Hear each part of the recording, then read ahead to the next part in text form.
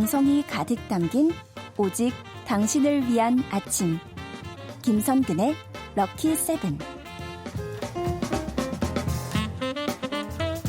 김향숙님이 우리 남편이 밥 먹다가 멈추는 걸 처음 봤어요. 선생님 수업에 귀 쫑긋하느라 젓가락질을 멈추네요. 식욕도 잠시 멈추게 만드는 재미와 흥미와 의미가 가득 반주원에 들리는 역사. 한국사 강사 반주원 선생님 어서 오세요. 네, 안녕하세요. 네, 이제 또 오늘도 변함없이 칭찬으로 시작해 보겠습니다. 네, 김은혜님이 이런. 어머 살이 왜 이리 빠지셨어요. 볼 때마다 더더 이뻐지시네요. 와, 진짜 네. 우리 김은혜님의 눈, 이 눈 전 국민이 가져야 합니다. 그렇습니다. 네. 안정옥님은 반쌤 오늘은 인형 같으시네요. 핫도. 어느 나라 뚱땡이 인형인지 모르지만 일단 감사합니다. 아이, 무슨 말씀하시는 거예요? 너무 덜 같으세요. 네. 네. 오희정님이 뭐야 궁금해요. 그 제가 받은 거. 네, 또 우리 선생님께서 또. 네, 이게 그 저희 선물의 이름은 동병상련이라고요. 예. 제가 사실 방학이 되면 수업이 정말 많아지거든요. 예. 그래서 저한테는 목이 가장 소중합니다. 네. 근데 우리 뿌디가 지난주에 역시나 목소리가 정말 중요한 직업이잖아요. 그렇죠. 목이 아파갖고 칼칼해하고 있길래 네. 제가 마시는 목에 좋은 차를 사면서 이제 제 주변에 그렇게 목을 쓰시는 분들한테만 좀 이렇게 사실 밖에 계신 작가님들은 목을 쓰시지 않아서 제가 안 드려가지고 너무 죄송하다는 PD님도 음향 감독님도 너무 죄송해요. 손목 보호대를 선물로 드려야 돼요. 그러게 말입니다. 어떻게 아대라도? 네, 밖에서 작가님이 네. 저도 목 아파요. 애들 혼내느라. 예, 애들 안 혼내시면 되죠? 애들을 뭘 사줘야 되는 게 아닐까요? 그러니까요. 네, 마음의 데일밴드. 네. 애들 장난감을 사주시면 될 것 같고요. 네. 어쨌든 너무너무 감사합니다. 네. 네. 이 겨울에 너무 별 말씀을요. 딱 너무 필요한 선물이어가지고 네. 제가 가쁘게 눈물을 한 바가지를 흘렸다는 거 아니에요. 우리 진짜 꼭 좋은 목소리로 이 겨울을 나보아요. 그러니까요. 목소리로 돈 많이 벌어야겠어요. 자, 오늘 수업 주제는 뭘까요? 예. 지난번에 좀 한참 됐습니다. 한 3, 4주쯤 전에 제가 이제 선덕여왕이랑 최추원에 대해서 얘기가 잠깐 나왔었거든요. 그런데 그때 골품제도, 진골성골 얘기를 얼핏 했습니다. 네. 그런데 우리 청취자님께서 진골성골은 뭔가요? 이렇게 질문을 하셨더라고요. 근데 제가 얼마 전에 밤에 TV를 이제 잠이 안 와서 켜놓고 있다가 그걸 왜 물어보셨을까? 그걸 알게 되는 사건이 있었습니다. 뭔데요? TV를 보고 있는데요. 네. 굉장히 맛있게 드시는 네 분의 체격 좋으신 분들 나오는 그런 프로 있거든요. 맛있는 친구들. 네. 근데 거기서 이 얘기가 나오더라고요. 역시나 진골성골. 근데 거기 있는 분들께서 막 이렇게 재밌게 얘기를 하시는데 사실 이제 딱 부러지는 정의는 아니어서 저처럼 역사를 직업으로 하는 사람들한테는 흔한 용어인데 이게 어디선가 들려는 오는데 뭔 뜻인지 잘 모르셨겠구나. 그래서 물으셨겠구나. 그래서 오늘은 진골 성골에 관련된 역사 이야기 들려드리겠습니다. 좋습니다. 이제 골품제 얘기를 해볼 텐데 이게 이제 신라의 신분 제도잖아요. 네, 맞습니다. 그럼 구성이 어떻게 되어 있는 거예요? 네, 자 구성은요. 일단 성골, 진골 요 두 계층은 왕이 될 자격이 있는 사람들입니다. 괜찮은 계층인 거죠? 자, 그래서 사실은 명확하게 이게 성골이다, 이게 진골이다 이렇게 해서 구분되어져 있는 기록은 사실 의외로 많지 않은데요. 대략적으로 이제 학자들 그리고 무엇보다 시험 준비를 하는 우리 수험생들은 어떻게 기억을 하면 되냐면요. 성골은 어머니, 아버지, 모계와 부계가 모두 왕족이라고 생각하시면 좀 수월하시고요. 로얄 패밀리. 네. 그리고 이제 진골은 둘 중에 한쪽이 왕족인 걸로 이렇게 생각하시면 조금 더. 그래서 성골이 살아있던 시절에는 성골만 왕이 될 수 있었고요. 이제 이 성골이 표현은 좀 이상하지만 성골도 멸종하겠죠. 왜냐하면 왕족끼리만 결혼한다는 건 수월한 일이 아니니까. 그래서 그때가 되면 태종 무열왕 때 최초로 이제 진골이 왕이 되기도 합니다. 어쨌든 이제 왕의 피가 있으니까. 그렇죠. 피가. 그리고 그 밑으로는 6두품부터 1두품까지 있는데요. 6두품 얘기를 참 많이 하는데요. 공부 많이 하신 분들이 아닌데 4, 5, 6두품만 있는데 이렇게 말씀하실 수도 있습니다. 그래요? 네, 왜냐면요. 4, 5, 6두품 그리고 진골, 성골까지만 사실은 중앙에 있는 관직에 오를 수가 있습니다. 그들은 어쨌거나 귀족인 거죠. 그런데 3, 2, 1두품은요. 평민입니다. 그래서 역사서적에 기본적으로 이 사람들에 대한 기록은 거의 나오지 않고요. 통일이 되고 난 이후에는 사라져버리죠. 네. 약간 씁쓸하네요. 네. 그렇죠. 네. 근데 이제 말씀하신 것처럼 성골만 쭉 왕이 될 수 있었던 건 아닌 거네요. 그죠? 네, 맞습니다. 자, 이제 처음에는 성골만이었는데요. 그래서 우리가 알고 있는 굉장히 신기한 일이 한 가지 있죠. 우리나라 역사상 여왕이 배출됐던 나라 어디밖에 없을까요? 신라네요, 신라. 네, 맞습니다. 예. 자, 바로 신라에만 여왕이 있었던 이유 학자들이 추정하는 바 그러니까 성골 남자가 없어진 거죠. 그렇죠. 그럼 이제 딸만 성골 나온 거죠. 여자와 네. 그럼 진골 남자 중에 누구를 왕을 시켜야 하냐? 하지만 신라는 골품제가 워낙에 탁월하게 너무나 폐쇄적이고 네. 강력했기 때문에 그 여자인들 성골이 더 낫지 않겠냐. 그래서 결국은 성골 출신의 여왕이 나오기 시작을 하는 거죠. 선덕여왕, 네. 선덕여왕. 이효원 씨. 근데 사실 네. 이효원 씨. 네. 근데 사실 선덕여왕 같은 경우는요. 굉장히 좀 파란만장했습니다. 그래서 그 이야기는 뿌디가 저한테 물어보실 것 같아요. 네. 자, 물어봐 주십시오. 저도 모르게 사실 딱 신라의 여왕 하면 선덕여왕이 딱 떠오르니까. 그렇죠. 네. 그러면은 일단 첫째였나요? 선덕여왕? 우리 대부분 이제 그렇죠. 선덕여왕이 여왕이니까 첫째 딸이었을 첫째 딸. 것이다. 맞지, 이렇게 맞지. 생각하잖아요. 네. 첫째 딸이 아니었습니다. 아니에요? 네, 둘째 딸이었죠. 자, 그렇다면 선덕여왕에게 그러면 언니가 있다는 얘기잖아요. 그분이 왕이 되셨다는 거 네, 아니에요? 그런데 여기에는요. 얽혀 있는 나름 우리가 들을 때는 요거 흥미진진한데 이렇게 듣지만 선덕여왕과 그의 언니 그리고 그 집 식구들 사이에는 비극이었겠네요. 좀 아픈 네. 일들이 있었습니다. 선덕여왕은 2명의 남자와 3번 결혼합니다. 잠깐만요. 네. 안 맞는데요. 사람 수가 그쵸, 횟수가 예. 지금. 네. 결국 한 명의 남자와 2번 결혼했다는 얘기잖아요. 예. 그리고 또 당시에 여왕이 3번이나 결혼을 해? 이것도 굉장히 의아하시죠. 예. 자, 통일신라에서는요. 사실 남녀 간에 표현이 좀 이상하지만 이합 집산이 비교적 자유로운 편이었습니다. 약간 이제 예, 자유연애. 결혼하기도 하고 네. 이혼하기도 하고 또 자유롭게 연애를 하기도 하고. 그래서 우리가 흔히 아는 것처럼 절대 남녀 칠세는 부동석이다. 이것은 조선시대 이후의 이야기고요. 네. 또 조선시대에도 합법적으로 이혼을 하거든요. 자, 맞아요. 그렇다면 선덕여왕에게 도대체 무슨 일이 있었던 걸까요? 그러니까요. 자, 선덕여왕은요. 기본적으로 2명의 남자와 결혼했다고 했잖아요. 네. 바로 이름은 용수와 용춘 형제입니다. 이제 형제예요? 네, 이 두 사람은요. 모두 25대 진지왕의 아들입니다. 네, 아버지가 죽고 사촌인 진평왕이 26대 왕으로 즉위를 하는 네. 거죠. 그런데 문제는 그 진평왕에게 딸이 일단 둘 있습니다. 네. 한 명은 천명공주, 바로 선덕여왕의 언니가 되는 네. 거죠. 자, 그래서 일단 용수는요, 바로 이 천명공주랑 일찌감치 이미 결혼을 했습니다. 그리고 선덕여왕의 공주이던 시절의 이름은요, 덕만공주입니다. 네네. 자, 그래서 덕만공주는 이제 그 용수의 동생이죠. 용춘과 사실상은 결혼을 했고, 누구나 다 선덕여왕의 언니였던 천명공주가 왕이 되겠지, 왕 되겠지. 네, 여왕 네. 되겠지 이렇게 생각을 했던 거죠. 그런데 사실 진평왕의 마음은 다른 데에 있었습니다. 천명공주를 용수라는 이 총각, 그러니까 사실 왕족이잖아요. 예. 그와 결혼시킬 때 용수에게 왕위를 물려줘야겠다. 아하. 사위니까 네. 그것도 괜찮지 않을까? 네네네. 그래서 약간 이제 대세를 그쪽으로 몰아가고 있었던 거죠. 예. 그런데 문제는 덕만공주가 자라나면서 너무나 빛나기 시작을 했던 너무 겁니다. 똑똑했군요. 네. 네. 그래서 오죽하면 선덕여왕, 이제 훗날 되니까 그냥 선덕으로 이제 지칭을 할게요. 이 덕만공주 즉 선덕여왕이 자라나면서 심지어 기록에 이렇게 나옵니다. 용과 봉황의 자태와 하늘과 해의 위를 지녀서. 그래서 결국 천명에게 안 되겠다. 너 천명, 너도 안 되겠고 천명공주, 네 남편 용수도 안 되겠고 우리 그냥 덕만을 선덕여왕 만들자. 이렇게 제안을 하게 되는 거죠. 네. 네. 그래서 결국 이들이 양보 아닌 양보를 하게 됩니다. 그런데 문제가 생깁니다. 아무리 선덕여왕이 여왕이어도 네. 대는 이어야 되겠죠. 그렇죠. 그래야 또 왕실의 안위가 그렇죠. 보장이 되죠. 네. 그런데 우리의 용춘과 선덕 사이에는 아이가 없었습니다. 아이고. 네, 기록에는 용춘이 스스로 물러났다 이렇게 돼 있기도 하고, 네. 혹은 왕실에서 내쳐져서 이렇게 돼 있기도 한데요. 중요한 것은 그래서 둘은 본의 아닌 이혼을 합니다. 네. 자, 우리의 진평왕 원래 누구를 왕으로 만들려고 했었다고요? 원래 첫째 사위. 네, 첫째 사위 바로 용수잖아요. 예. 그래서 용수에게 너 내 첫째 딸이랑 그만 살아. 그리고 너 이제 선덕이랑 살자.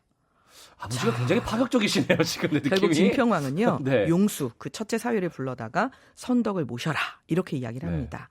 자, 이미 천명과 결혼을 했는데도 말이 안 되죠. 근데 이 일이 벌어집니다. 그래서 선덕여왕은 두 번째 결혼을 하게 되는데요. 네. 문제는 그 용수와의 사이에서도 아이가 생기지 않았습니다. 아하. 더군다나 이 용수는요, 선덕보다 먼저 죽었죠. 아이고. 그런데 먼저 죽으면서 본인의 첫 번째 부인 천명공주 아직 살아있거든요. 예. 그 아내와 또 그 아내 사이에서 낳은 아이가 있습니다. 네네. 이 아이를 부탁을 합니다. 누구에게 부탁하느냐? 첫 번째 선덕여왕의 남편이었던 용춘에게 부탁을 합니다. 결국 선덕여왕은 괴속 아이가 없는 거죠. 예. 그죠?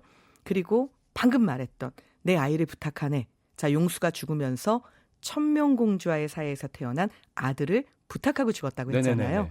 이 아들은 훗날 김짠짠이 됩니다. 아! 김짠짠. 이 짠짠에 들어갈 말은 4계절 중에 2계절이 들어가면 됩니다. 아, 누구일까요? 김춘추예요? 맞습니다. 와. 바로 김춘추를 너무 부탁하고 흥미진진해가지고 지금 제가. 네. 그렇게 죽게 되는데요. 자, 문제는 어쨌거나 이제 결국은 형부랑 다시 결혼했는데 형부가 죽어버렸네요. 내 남편이 된 다음에. 네. 그래서 선덕여왕은요. 원래 남편이었던 용춘과 다시 결혼을 합니다. 하지만 여전히 아이는 생기지 않았죠. 아, 지금 너무 김춘추에서 대반전이 막 이렇게 네. 깜짝 놀라가지고 제가.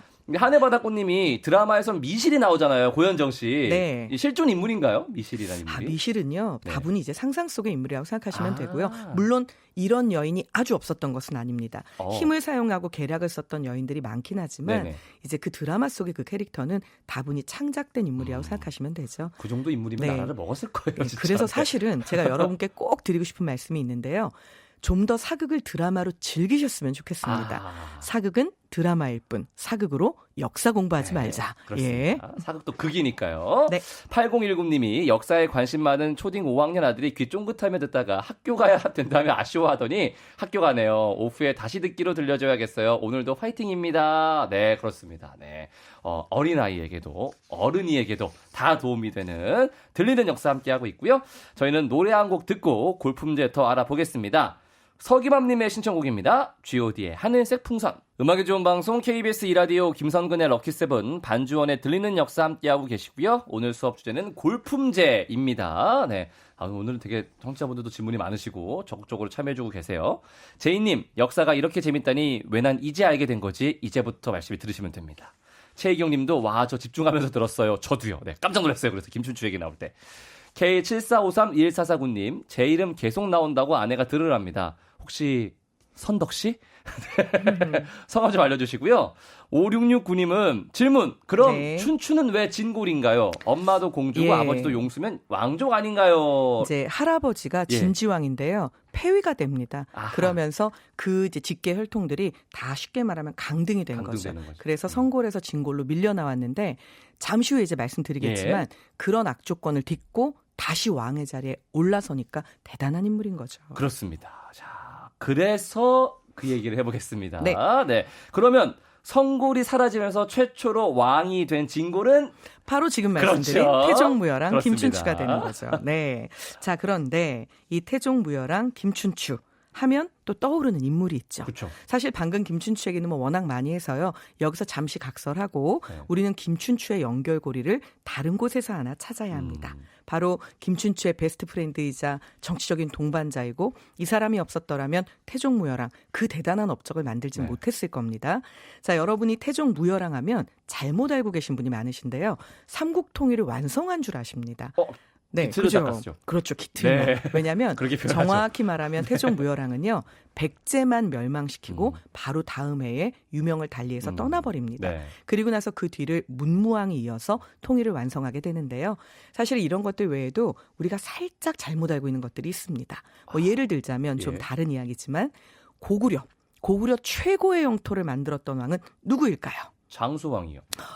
이제 여기만 돼도 좀 낫죠. 예. 대부분은 아니에요? 광개토대왕 장수왕 이렇게 아니었어요? 말씀하십니다. 저 장성인 줄 알았어요. 북쪽으로 최대 영토는 광개토대왕이고요. 고구려 남쪽으로 최대 영토는 장수왕입니다. 네. 하지만 그냥 합했을 때 네. 절대 면적으로 최대 영토는 일정. 문자왕입니다. 네, 그러니까 이런 것들은 우리가 참 몰랐어요. 잘못 알고 있었던 것들이죠. 문자왕이. 네.